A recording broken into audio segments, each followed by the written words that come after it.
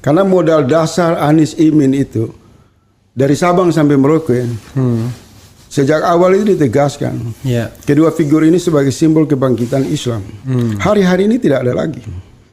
Tidak ada pengentalan dengan aspirasi umat Islam.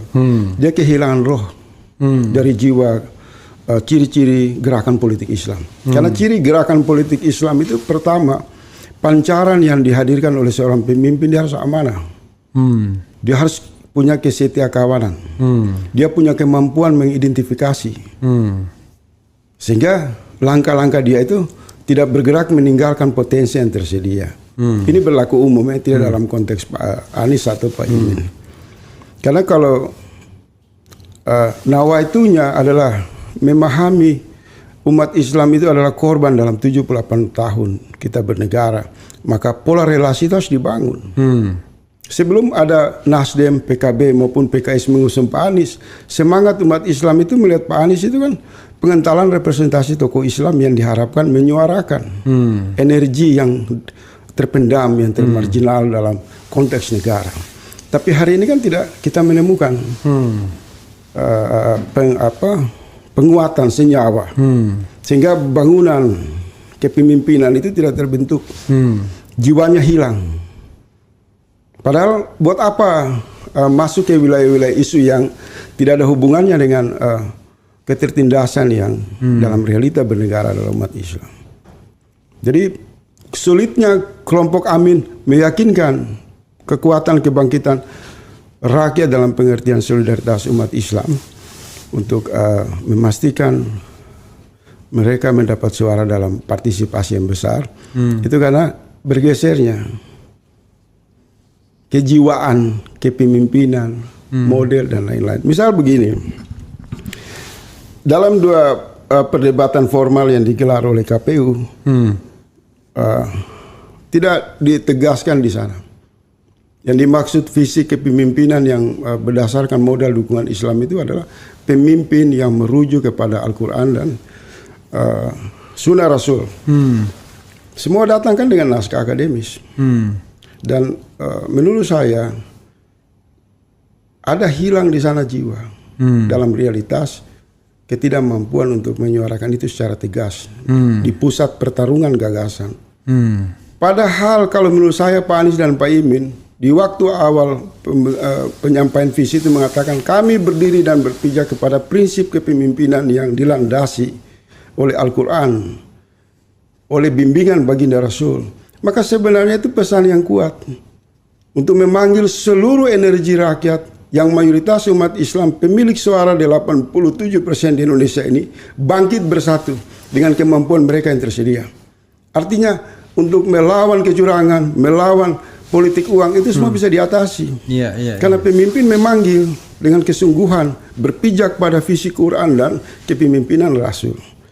Dan kemudian diikuti oleh langkah-langkah.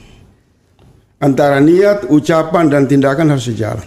Kalau misalnya itu diucapkan, saya membayangkan pendukung-pendukung non-muslim itu akan kabur itu semua. Itu yang saya dari awal bilang. Keberuntungan Anies di Pilkada DKI itu karena tuduhan intoleran. Kalau tidak ada tuduhan intoleran, dia tidak jadi gubernur juga.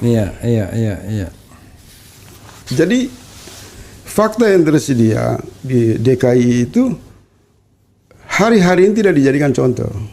Kenapa partisipasi umat Islam kuat, gotong royong, semangat, persaudaraan? Kan tidak ada tim sukses itu yang menonjol. Yang menonjol adalah semangat persatuan umat Islam menuntut keadilan. Umat Islam tidak peduli mau dituduh Anies teroris, intoleran.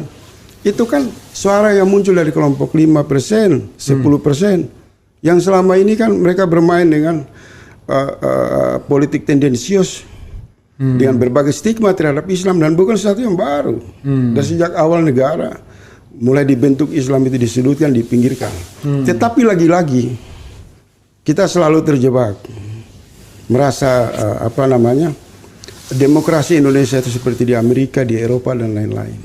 Jadi saya mau sederhanakan saja, kita kembali kepada niat awal. Ada 87% suara umat Islam di Indonesia. Apakah mereka tidak boleh bersatu untuk menuntut hak mereka di dalam bernegara? Kalau kita kembali ke 1 tahun lebih ke belakang, ingat-ingat Bang, di podcast Abang, di seluruh media sosial, orang mengatakan kalangan Muslim harus bangkit bersatu dengan cara damai, dengan cara menggunakan hak konstitusinya, dengan cara anti kekerasan, untuk menghadirkan kepemimpinan yang jujur dan amanah. Karena mereka trauma.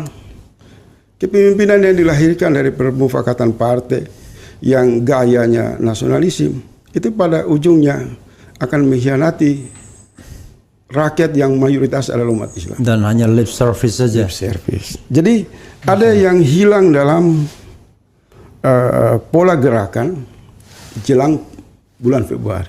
Tapi kita masih punya waktu 40 hari. Untuk mengembalikan elan itu ya. Mengembalikan satu semangat, karena begini, kalau niatnya itu menjadikan relasi terkuat adalah umat Islam, dan sudah terbukti bahwa satu-satunya partai Islam yang berdiri sebagai oposisi adalah PKS. Iya kan? Iya. Satu loh. Bukan PKB, bukan P3, tapi PKS. Iya. Bukan PKB, bukan Nasdem. Bukan Nasdem. Maka niat itu harus sungguh-sungguh ditegakkan. Di sini tidak bicara teori, tidak bicara naskah akademis, tidak bicara pandangan-pandangan akademis, tapi bicara realitas saja. Karena kalau bicara Islam, niat, ucapan, pikiran, dan tindakan harus satu. Kalau satu saja bergeser, itu meragukan umat. Selain itu dia tidak akan menemukan mendapat restu dari Allah. Itu prinsip-prinsip dalam penegakan. Saya membayangkan karakteristik kepemimpinan Islam. Kalau Anies kemudian muncul dengan jargon-jargon kanan, religius ya, masyarakat yang religius, religious society ya, yang kita bicarakan dari awal tapi nggak muncul karena mungkin terlalu toleran untuk membuktikan bahwa dia tidak intoleran, begitu. Maka sayap-sayap non-Islam yang sekarang bekerja ya pasti akan surut, akan mundur, mungkin teratur. Anda tidak melihat itu sebagai sebuah kerugian atau bagaimana? Kalau saya ambil patokan begini saja. Karena begini, saya cuma hanya ini kan pendapat saya, orang merdeka, tidak ikut tim, tidak berafiliasi kepada siapa. Karena itu saya juga melihat modal politik. Karena itu saya pakai pendapat merdeka juga kan. Misalnya gini, orang-orang non Muslim yang sudah mendukung Anies sekarang kan banyak kan. Berapa jumlahnya? Ya artinya paling tidak tokoh-tokohnya gitu. Saya tidak masuk dalam pemetaan itu. Saya ketemu dengan beberapa tokoh non Muslim juga. Saya mengatakan kalau umat Islam bersatu Anies menang. Apa pendapat Anda? Itu yang kita harapkan. Saya bisa hadirkan orang-orang itu ke sini dan mereka punya argumentasi, mereka punya kompetensi.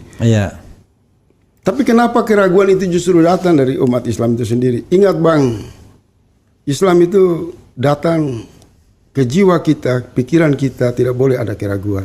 Begitu ada keraguan, Islam pertama kali meninggalkan kita. Kita tidak meninggalkan Islam. Jadi kalau kita bicara negara dalam realitas 78 tahun, orang dari kota sampai ke desa tahu.